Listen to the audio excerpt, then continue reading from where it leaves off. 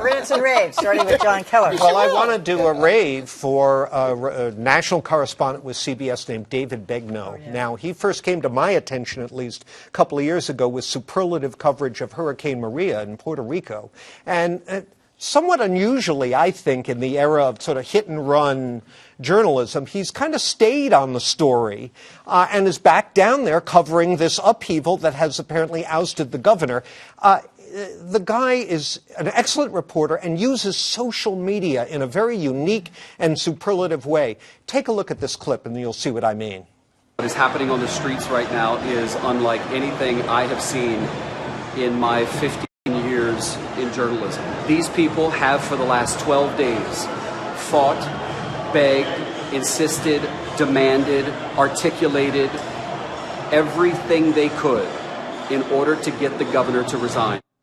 Now, this was posted at about 1 in the morning. Okay, so long past his deadline for CBS News. He's still up covering the story. His face, he's drenched in sweat. Yeah. His face reflects the emotion, and yet he's a reporter. He's giving you excellent choice of adjectives and sets it in context, too. He's really good, I think. You've raved about him in the past. Oh, I think he's fabulous. It's now, for me, it's what does David say if it's about, Puerto Rico? No, really, because he has set such a high standard, and he speaks Spanish fluently. Yeah. So I want to, bring that up as well. Appointment viewing. Yes, yes. My rave is for a media company called Nexstar. People may not know it's based in Texas, and this is about people doing their local journalism. I think in a way that's good.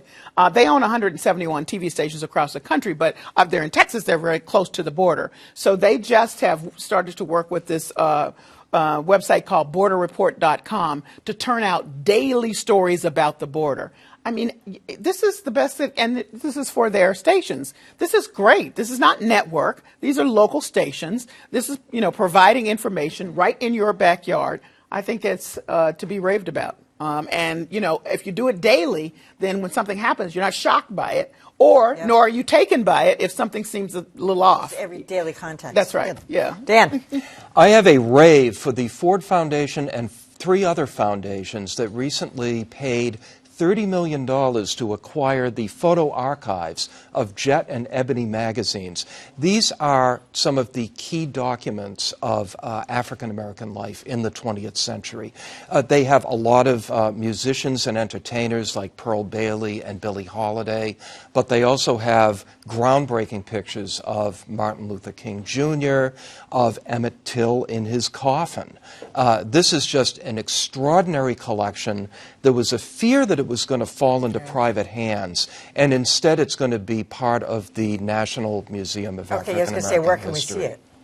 They're going to make it part of the archive so you can access it. Very little of this has been digitized, but presumably it will now be digitized. When we did Eyes on the Prize, we have a young John Lewis, well before he was ever going to be a congressperson, sitting behind the Lincoln Memorial revising his speech that he was supposed to give in deference to Philip, the head of the Porters Union, because he thought his speech was a little bit too radical, and he was trying to tone it down. All right, Kelly, what do you got? Okay, my rant, my issue is this ridiculous article by this Neiman Lab, which suggests that people are getting stupider by watching lowbrow TV, reality TV, and that because we're watching this crap, basically, is what they're saying, we're most likely to vote for a populist candidate. And they're using in Italy as an example. No, what they're really talking about is the president. They're talking about how he was on reality TV, and they're looking down at reality TV and what people are watching. And then they go on to talk about how Fox News helped influence votes in the 2000 and 2008 elections. Big deal.